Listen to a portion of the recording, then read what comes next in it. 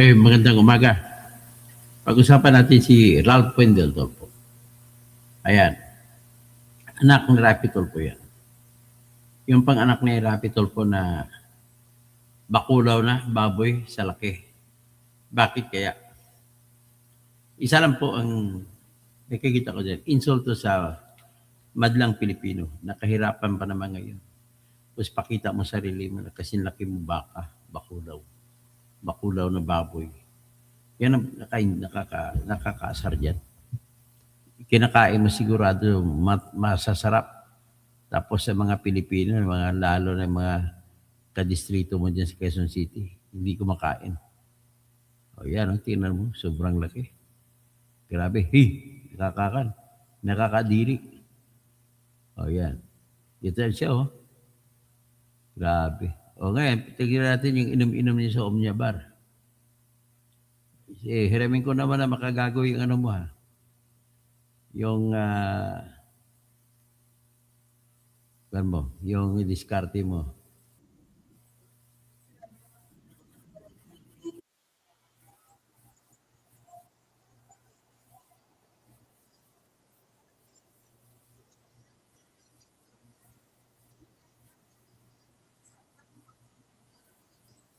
Balik na tayo malaki. So, tingnan natin yung banat ni makagago sa kanya.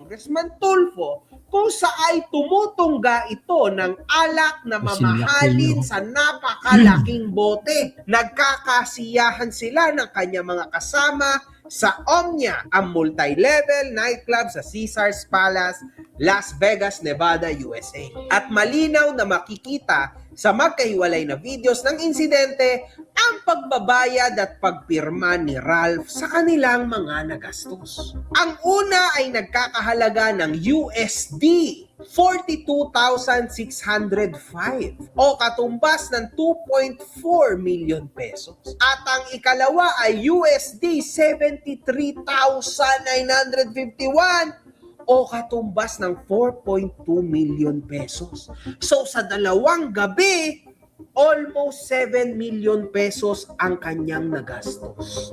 Wow! Wow! Si Congressman Tulfo mismo ang nagbahagi noon sa Instagram stories nito. Ngayon lamang ito umusbong at naging controversial dahil sa issue ng korupsyon. Sangkot ang ilang mambabatas, opisyal na pamahalaan at mga contractors. Ito listahan, ha? Listahan ni makagago.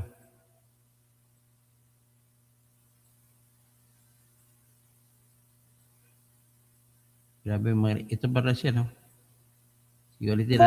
May natanggap na magandang balita ang aking mga kaibigan, kaya naman po kami ay nagdiwang. Ika din niya ay nagambagan sila ng kanyang mga kasama. Bagamat ginamit ang aking credit card, nag-ambagan naman po kaming lahat para sa kabuuang halaga ng ginastos. Nagpahayag si Congressman Tulfo ng panghihinayang sa timing ng insidente, lalo na sa gitna ng mga iskandalo sa katiwalian sa mga flood control projects, mga kahombre ko. Malalim ko pong pinag-isipan at pinagnilayan ito at nauunawaan ko kung bakit masakit para sa mga Pilipino ang mga ganitong uri ng pagdiriwang.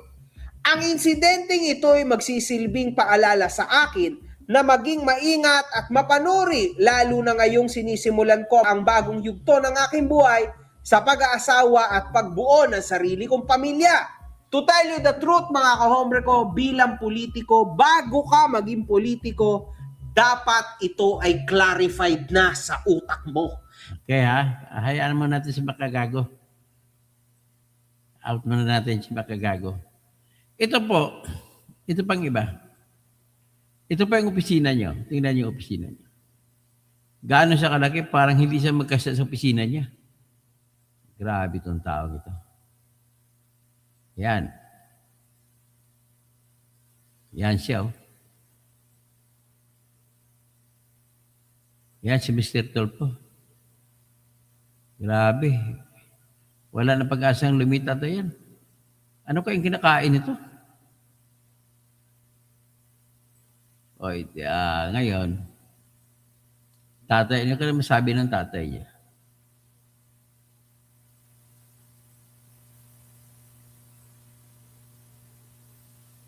Ay. So anyway, hanggang dyan na po muna yung natin. Ang kasuhan nito ay hina-highlight ko lang ito dahil yung katabaan ay isang pagpakita ng kasibaan. At yan po ay hindi pinag-isipan na extravagance sa expenses for pleasure at i-display during a period of acute public want. Acute nga tayo ngayon, emergency tayo ngayon, wala tayong pera. Grabe ka. Subukan natin maghanap ako ng asosasyon na kasuhan ito, mga tarantadong ito. So, kayo nang bahala siguro mga anos dito. Okay, hanggang dyan lang ang vlog kong ito. 6 minutes. Pwede pang diretso natin to. Ito sa Omnia Bar, sabi yung kay. Meron pa siyang Omnia Bar.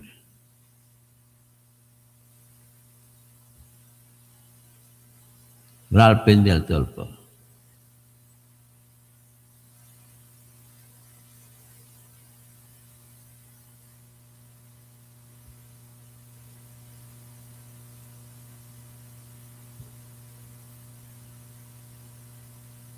Ito na, magandang presentasyon dito ni Maharlika. Pakita natin kay si Maharlika.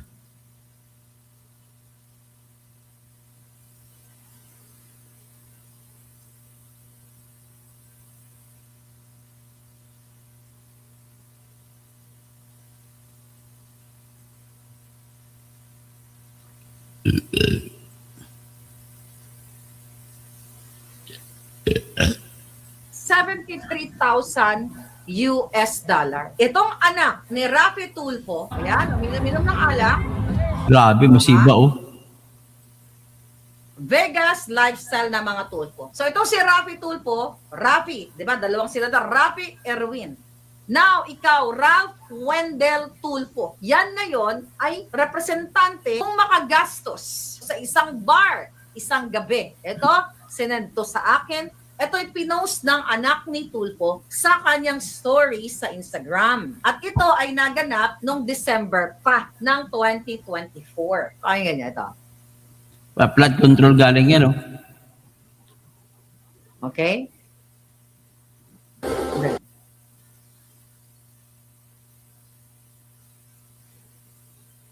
Ano po ito ang pinapakita ko sa inyo? Okay? It takes time para makita nyo yan eh. Okay? Yan ay ang pinapirmahan nung ano, yan o, yung anak ni Tulfo. Yan po ay sa bar sa Las Vegas, Nevada noong December, I think 30, I'm not sure kung 29, 30, 31. Basta New Year yan, mga papalangga. Pa-celebrate ng New Year. Ngayon, ito, ini-screenshot natin. Okay, here we go. Ito yan, ang pinirmahan niya. Ang pinirmahan niya ay worth how much? Nakita niyo ba yan? Okay, lakihan natin. Nakita niyo ba kung magkano yan? Okay, yung resibo na yan, screenshot nyo na. Okay, yan po ay pumunta sila sa kasama yung kanyang kapatid. Balik natin ang isang video, this one.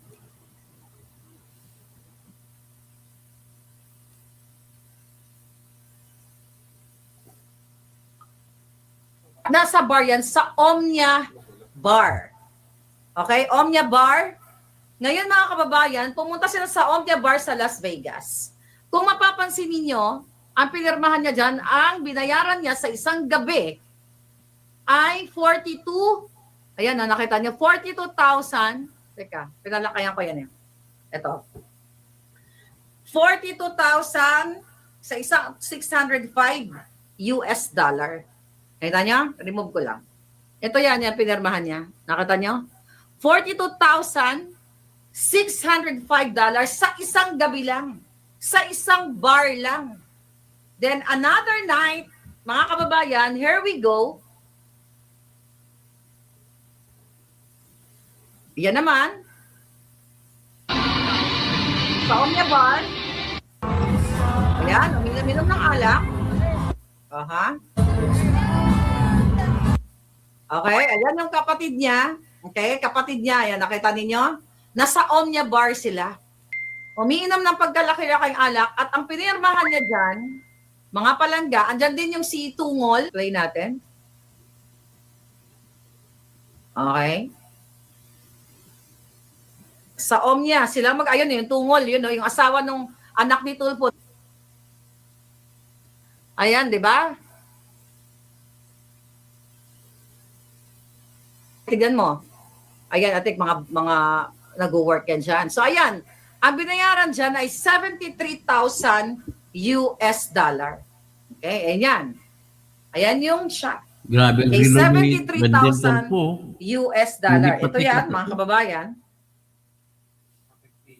Batik 73, nakita nyo ba ang presyo? 73,000. Mamaya Dollars. post ko to sa US Facebook dollars. at dyan sa YouTube natin. Okay? 73,000. Isang gabi lang yun. Isang gabi ang ginaso sa Las Vegas, Nevada, dito sa Omnia Bar. It's a night party. Ang ginagawa nila, tapos gumastos sila ng ganon kalaki. Pag pinagsama mo yan, yung 42,000 may get, sa value ngayon, sa palitan ngayon, it's around what? Nasa 2.5 million pesos. Doon sa sumunod na gabi, o sa another night, mga kababayan, nagbayad siya ng 73,000 US dollars. Nakita ninyo? So anong ibig sabihin nito, mga palangga? 73,000 US dollars. Ganyan ba ang mga ikaw ba kung may business ka? Okay? Magbabayad ka ba ng ganun kalaki sa isang gabi lang, yung Omnian nightclub na 'yon? Ang punto de vista ko, kung ikaw ay pinaghirapan mo o negosyante ka, hindi ka magbabayad ng 73,000 isang gabi. Ayan, ayan, screenshot nyo. Yan yung 42,000. US dollars yan, ha? Okay? Hindi yan Sa peso. story yan kay Mexi, ayan yung anak niya, ayan yung jowa sa likod. 42,000 US dollar. Isang gabi lang yan, almost 3 million pesos. Eh, ang sweldo niyan, magkano lang ba ang sweldo ng Okay? Magkano lang ang sweldo ng, kung tutusin ng mga kongresista, salary grade, how much sila? Tingnan natin dito. Nasa 200 plus o 300 plus lang yung kanilang, ang tawag dito? Ito. Salary grade 31, okay, nasa 285,000 lang. Okay, bilang isang House of Representative member, mga palangga. Ito pa yung isa. Ayan, that's 73,000. Isang gabi lang po yan sa bar, ang ginastos. Ayan. Andyan yung anak ni Tulfo. My question to you, my darling. Ganun po sila maglustay ng pera ng bayan. Sabi ni De La Cruz, sangkot din yan sa QC sa flood control si Ralph. Okay? So ngayon, maniniwala ka ba na yan ay pinaghirapan nilang pera ng bayan? Okay? Ano daw? Sabi ni, nakita niyo yung tip? Okay, na-quest na nyo? Ang tip is, ang galing ni Congressman, Cora. Okay? 73,000, baka tip pa lang. No, actually, nakasulat yung tip dito eh. Okay, tip, 73,000. Ang tip yata is nasa, kasi 20, ilang percent tong pinili niya. Ang tip, ang bill nila is actually nasa 51, then mayroong gratuity eh. So parang 14,000 sa tip pa lang eh. Anyway, bakit ko pinapakita sa inyo yan? Maniniwala ba kayo if kung yung perang yan, hard-earned money, kahit mga negosyante, magbabayad ka ng 2 million, 2.5 million, 3 million sa isang alak lamang o sa isang gabi ng mga party. Kasi yung party na yun, mukhang iilan lang sila. Hindi sila, like, sabihin mo for 1,000 people.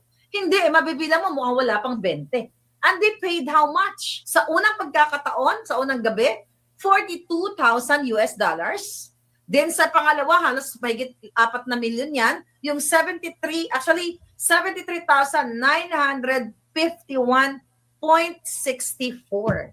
Pinapakita natin sa iyo, ganito po maglustay. Sabi ko, iisa pa lang to. Kung yan ay galing sa pinaghirapan ni Tulfo pang exploit sa kanyang channel sa YouTube. Kung titignan natin bigyan natin ng patas sa laban, okay, sige, YouTube channel naman nila yan, ganyan-ganyan.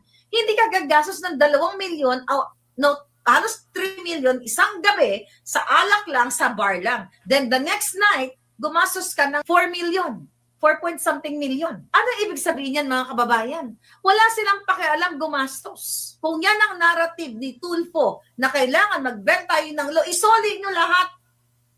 Yang pera dyan sa party list na yan. Saan ang galing yung pinangbayad ng bar nitong si Ralph? Pera ba yan ng bayan? Kasi wala siyang pakundangan eh.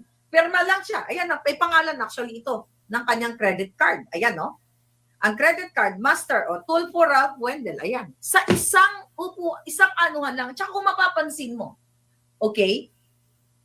Yung mga ganyan, para ka lang, di ba tayo, pag pumunta tayo sa bar, bibili ka ng alak, whatever, ganyan. Pipirma ka right there during that night. Kumbaga, pumasok ka lang din sa bar na yan, no gabing yan, kasi gusto mo lang uminom ng margarita or something, then you pay your bill. Eto, ganun din. Pero malakihan. Kasi kung yan ay pinlano na event, pinlano, hindi ka bibigyan ng tab. You know what I mean? Yung ganun, yung bill na right there and then magano ka, prepaid na yan. Ibig sabihin, nakapagbayad ka na-arrange mo na, we're gonna have party, Tama group mo. For 50 people or 100 Biglaan people. lang na Di ba, bibigyan ka ng, trip ng hingan ka ng down payment yan eh. Di ba, kung yan ay party, like ako, nag-i-event kami, nagpa-party kami sa hotel. So, bago ibigay sa amin yung venue, o mag-party kami, you have to pay certain amount. Alright? Like 50% of the total cost. Pero dito sa nakikita ninyo, mga kababayan, like parang pumasok lang sila dyan, na isang gabi gumasos, I don't know, anong binili nila sa 73,000, di ba? Sa 42,000 US dollars. Tapos pinirmahan lang ng ganyan, para ka lang nag-sign ng bill na $42. Saan galing ang pera ng mga ito? Kaya kawawa kayo. Kaya kung gusto nyong i-bend ang law, dahil sabi naman ni Eric Sylvester na sometimes for humanitarian reason, we have to bend the law. Then you gurgur all of them. Because we have to bend the law, gurgurin na natin silang lahat. Kasi for humanitarian reason, para mapagbayad natin yung mga putang inang ito sa inyong lahat ng mga binaha, ng mga nahihirapan, ng mga biktima ng pulburon and everything, di gurgurin na natin silang lahat. Kasi you have to bend the law. Kasi sometimes, you have to do it for humanitarian reason. Nakita niyo mga kababayan, kung gaano kahayop yang mga nasa Kongreso, for sure, marami pa yan nasasangkot. Baka mapangalanan yan si Tulfo at sino pa na mga politiko doon. Ano gagawin niyo? You have to. Yan, ano gagawin nyo? Tama na, Maharlika. So, itong campaign ko po ay nais ko i-announce sa inyo, gagawa po ako ng reklamo laban kay Wendell Tulfo na utusan siya ng korte sa Quezon City na magpapayat siya. Kasi pangit tingnan. Subukan natin, first time na kasong ito. Pangit tingnan. Tapos sana itago mo lang naman ang paggastos mo sa yaman mo. Grabe. So, subukan ko ito. Gagawa ako ng kaso na pautusan ko siya sa korte na magpapayat siya. Kasi hindi tama yung ginagawa niya ito. Hindi na lang kukonsensya, Graceline, yung mga ganito. Mga diskarte, mga ito. So, Angela, o si Graceline, o hanggang dito lang muna yung vlog natin dyan. Yan lang, basta pangako ko sa inyo, magpapile po ako ng kaso sa RTC. Utusan siya na magpapayat. Kung ayaw niya magpapayat, meron kakasuhan natin siya ng tinatawag na ethics complaint. Patanggal natin sa Kongreso. Wala, hindi sa bagay dyan. Maraming salamat po sa inyong lahat.